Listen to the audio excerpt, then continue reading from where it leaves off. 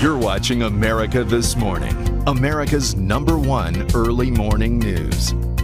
Good morning. We begin with that breaking news from the Middle East, where President Obama is meeting with top Israeli and Palestinian leaders today. 2 rockets were fired from Gaza into the southern part of Israel. And ABC's Alex Marquardt is joining us this morning from Jerusalem with the details. Alex, when we talk about proximity here, just how close was the president to this attack? Good morning, John. Good morning, Diana. Well, the president was safe in Jerusalem, which is about 40 miles northeast of this town called Sderot.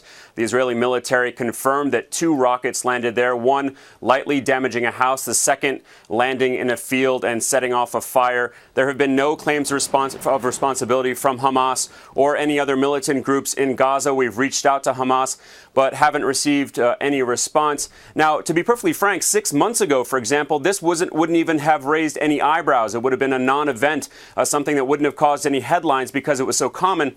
Of course, today it's significant for 2 very big reasons. The first is that it violates the ceasefire agreement between Israel and Hamas that followed after their conflict in November. In recent days, a Hamas official had warned that they would retaliate for what they said were Israeli military violations of that ceasefire. And of course, the second major reason is that President Obama is here for the next few days.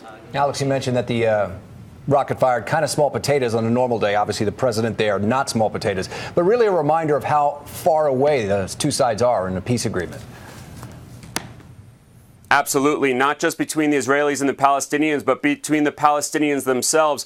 The president this morning is meeting with Mahmoud Abbas, the president of the Palestinian Authority, which runs the West Bank. Hamas, the militant group, runs the Gaza Strip. So there's an argument to be made, as an analyst did to me earlier this morning, that this is Hamas's way of saying, or Gaza's way of saying, rather, we are here. Why aren't you talking about us? Why aren't you talking about Gazans? Why aren't you talking about Israel's blockade of Gaza? So there's a lot of work to be done to bring both Hamas and the Palestinian Authority together, but of course, even more work to be done to get Israel and the Palestinians back to the negotiating table, let alone finding a final peace agreement.